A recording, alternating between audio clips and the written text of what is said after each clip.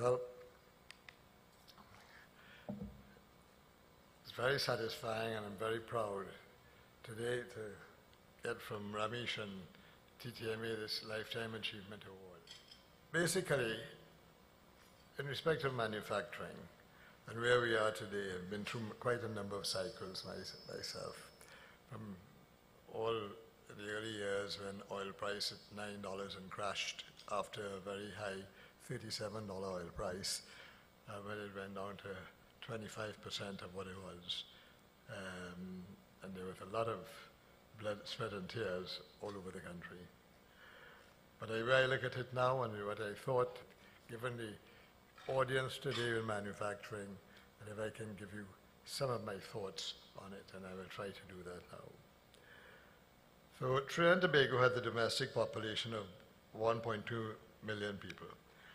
Being a member of CARICOM, the domestic population now increases to 6 million people, and if one includes the Dominican Republic, Costa Rica, and some of the Central American countries where we have free trade agreements, the domestic population now increases to 30 million plus people. I sent a truck to sell something down in Point Forte.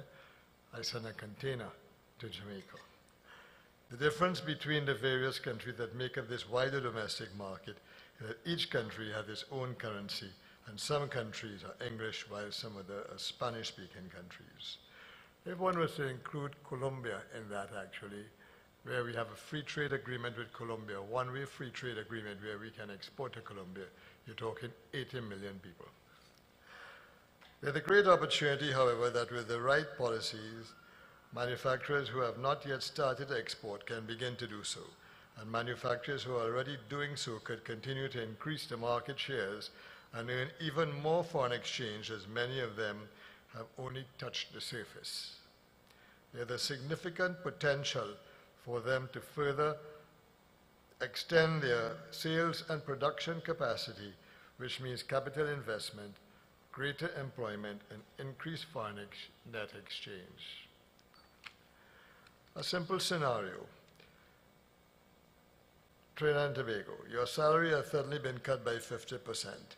You are accustomed to a standard of living to suit your previous salary, live-in conditions, mortgage, rent, car payments, social activities, etc. The question is, what do you do when this happens? What does the government do? The options are as follows. Find ways to replace the income lost. Cut your expenditure to suit your income. Utilize whatever savings you have to meet the shortfall in expenditure for a while. Borrow from the banks to meet the shortfall of expenditure while you reduce your standard of living. Move to a lower standard house, lower mortgage or lower rent. Cut your social activities, overseas travel, etc. Bring back your children studying from abroad. This is exactly the position that the government of Trinidad and Tobago finds itself in today.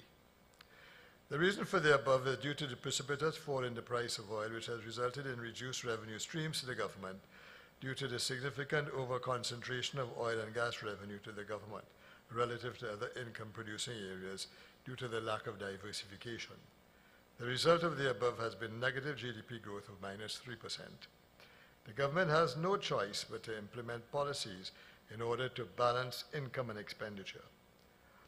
While we may have savings and reserves to meet the gap, the country has to have a strategic plan so that we are not that dependent on oil and gas, which are commodities where we have absolutely no influence over pricing. The economic well-being of Trinidad and Tobago have always been based on the price and production of energy, that is oil and gas, and over the years we have had cycles of boom and bust. But some years ago, an effort was made to create a strategic plan for the country which would mitigate the significant impact that energy prices had on the economy.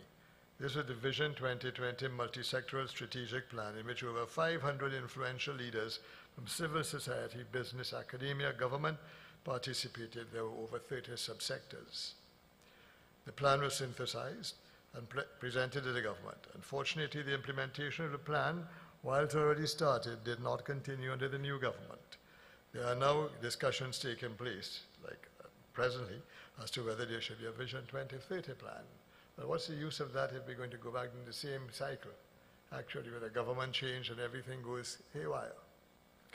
There is no doubt that unless the country has a national strategic plan, we will continue to be at the vagaries of the energy prices. The word national is important to prevent various political parties from derailing the implementation of the plan for political reasons. Efforts should be made to make any future plans somewhat bipartisan. The other countries of the free trade area will benefit greatly, however, from the significant drop in the price of oil. Therefore, it is anticipated that their economies, the rest of CARICOM, Dominican Republic, all of these kind of economies are going to do very well, cut their deficits, and some of them will even boom, given what I can see for the future. What then should Trinidad and Tobago do to increase our market shares in these markets? At the present time, the government of Trinidad and Tobago is faced with a substantial decline in foreign exchange earnings and are utilizing our foreign exchange reserves in order to bridge the gap between supply and demand. Some facts. Foreign exchange earnings fell by 30.2% compared to 1 year ago, whilst forex sales from authorized dealers to the market only declined by 7%. The difference is made up by disbursements from the central bank to the authorized dealers. The central bank for the first 5 months of this year drew down US $810 million to support the market, an increase of 41.6% compared to the same period last year. If annualized, this means a disbursement of approximately $2 billion per year to authorized dealers. Obviously, this cannot continue, as we would quickly draw down the reserve, which will leave us with no alternative but to approach the IMF. In order for the country to get through this difficult period without approaching the IMF, we would have to institute plans and policies to try to accomplish the following. A, curb the demand for foreign exchange. B, increase foreign exchange earnings. And C, a combination of A or B. Drawing down reserves and increasing our foreign debt is only short-term and not sustainable. It does, however, give us some time in order to restructure our economy to live within our means. Current demand. Option 1, forex allocation. Allocating foreign exchange to certain companies is extremely inefficient and discriminatory. It also opens up opportunities for corruption. I'm aware that the finance minister said yesterday that they're looking at opening a special window for manufacturing, but I have my own issues with that, actually, because I think it's quite discriminatory, and it's not, to a large extent, the biggest incentive for manufacturers, actually, is to utilize your capacity, reduce your unit costs, increase your margins, and make more money. There's nothing more can incentivize you more than that if you're a businessman, or you're a CEO, or you're an owner. Many manufacturers own importing companies, and many importers own manufacturing companies. Allocating foreign exchange to such groups for specific purposes will be impossible to control. For instance, in conglomerates, etc., you do not know whether the money is going into manufacturing or whether it's going into importing. How do you do that? Option 2, devalue the currency, which makes imported products more expensive than locally produced products.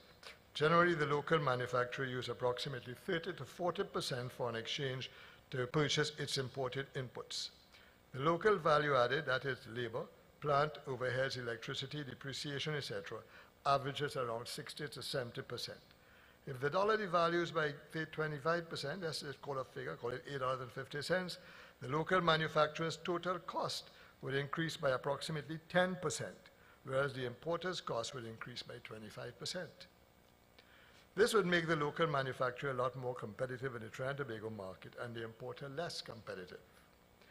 All things being equal, the importer's market share should reduce whilst the local manufacturers would increase. The importer would therefore be importing less products and using less foreign exchange. In order for the importer to compete with the local manufacturer, he'd have to find cheaper sources of supply for his products. In any event, much less foreign exchange would be used. Increase foreign exchange earnings. The only way the country can increase the foreign exchange earnings is by exports. Exports emanate from manufacturers in the main. There are some exports from services, banking, etc., but these are relatively small. There is great existing opportunity for Trinidad manufacturers to export our high quality and well-packaged products to other countries within the free trade area mentioned before.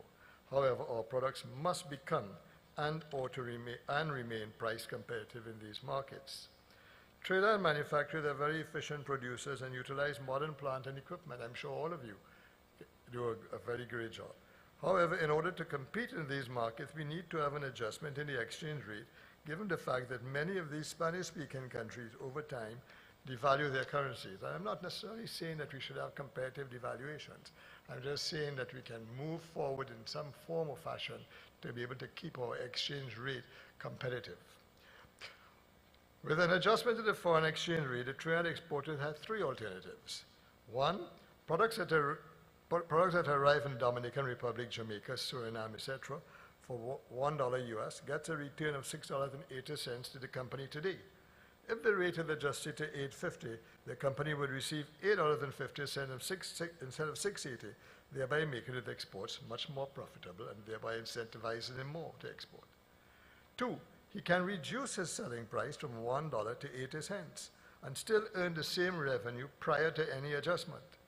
However, he would be much more competitive, therefore increase his sales volumes to get a larger market share. The benefit would be more investment in plant and more employment. Three, he can even utilize his export profits to subsidize his price increase in Trinidad brought about by the adjustment of the rate and still be better overall. An overvalued exchange rate is a serious disadvantage to exports. The major incentive to all manufacturers to export is to fill idle capacity and to earn foreign exchange. Given the slack demand in Trinidad and Tobago, manufacturers will have to export or cut back on production, and you adjust your company. So you go from 3 shifts to 2 shifts, from 2 shifts to 1 shift, etc. Consideration should be given to reinstituting the export incentive that were formulated by the Export Development Corporation some years ago. But it must be noted that while incentives are important, they are useless unless the products can compete in the foreign markets, because you wouldn't be able to get the incentive if you don't get the exports. An overvalued exchange rate encourages imports.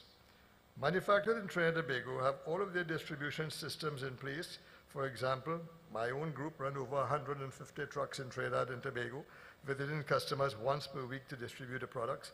So does Bermuda's, SM Jalil, and a number of other companies around.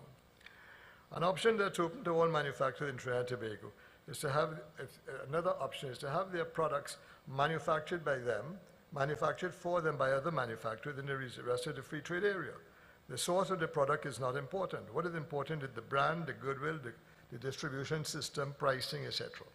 If manufacturers can source their products from other countries within the free trade area to land in Trinidad at less than their locally manufactured cost, then there's a strong possibility of closing the factory and importing the products using their brands.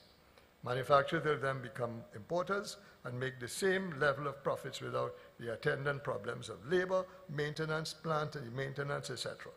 They can dismantle their plant and equipment and sell it in the used equipment market abroad. This is a huge market, thereby recouping a large percentage of their capital. This phenomenon is called private label manufacturing. Alternatively, local manufacturers can continue to produce locally, but any increased production, either existing or new products, can be contracted out rather than expand the local market. In addition, the contracting plant within the free trade area can also export to other markets within the region if Trinidad becomes uncompetitive. And what I want to say here is that many of us as manufacturers, we tend to fall into a trap, and that is we tend to over-administrate our businesses. We are entrepreneurs. We should be out there in the export market selling our products and creating new markets, not sitting at our desk 8 hours or 10 hours or 12 hours a day going to office, doing that, and doing what? To eke out 1% efficiency out of the plant or 2 of this? The plant is operating, your sales are going on, your trucks are going out, your salesmen are selling, everything is going on as normal. You have all your production going on, everything. Where is the ownership? Where is the entrepreneurship? We need to get outside there and go and do the same thing we've done in Trinidad, in all of the countries, in the Dominican Republic, and all over the place. Actually, we can do that. 1.2 million people is only 4% of the market of 30 million people. And that's all we have. So when you have a big market share of 1.2%, what is that? You're limiting your growth, you're limiting everything. So I really feel that we got to move out and get cracking. And all of you in here in this room today who are owners of your businesses, who are CEOs, stop being administrative CEOs and get outside, pound the pavements, go get your exports going and get your sales going overseas. The political consideration for an exchange rate adjustment. The concerns most politicians would have regarding the devaluation of the currency and inflation and labor demand for wage increases given the perception that the devaluation will contribute to inflation. Whether or not the currency is adjusted, there will be price increases as importers who used to import and sell 100 units because of the shortage of foreign exchange can only now import 80 units due to the foreign exchange allocation. Therefore, they have two choices. Increase the price of the product to maintain the revenue they had at 100 units being sold, or downsize their business to adjust to the lower revenue. Or 3, buy foreign exchange in the black market and increase their prices accordingly. And we all know that, let's not kid ourselves, all of us in this room know that there's a black market out there. They're going to be seeing $7.50 and $8.50, and in some cases $9 people are buying currency at outside there. And all of you all are doing this. The reason why we haven't had more inflation from that is because of the economy as it is today, where this demand is so slack that even if you were selling your product, you would do it at a much reduced margin, even though you're buying it in the black market, because you need to be able to make your sales and your revenue, and you can't do that if you increase the prices too high.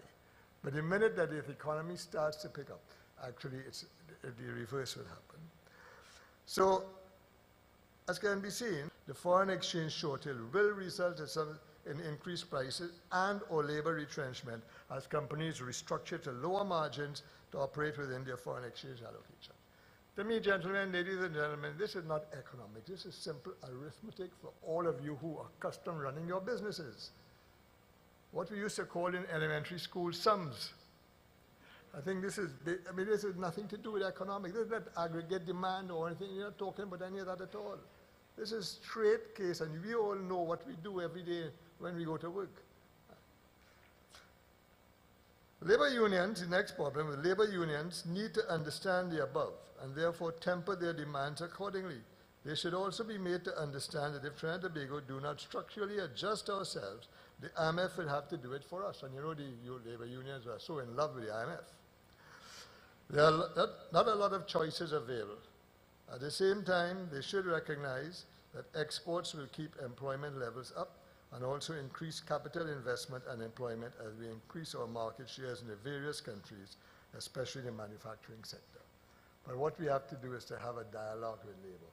Labour has got to understand a little bit about it. So please be more transparent and open in our discussions with our Labour unions, rather than to keep this kind of way that we have, where we keep everything closed chest and the Labour unions come in and we don't say anything at all, and we negotiate and negotiate and negotiate and do that nonsense going on for all the years. I think we need to stop all that now, bring Labour in, let Labour understand the thing. The guys are not stupid, they're smart guys. Yes, they have an agenda, and they'll always have an agenda.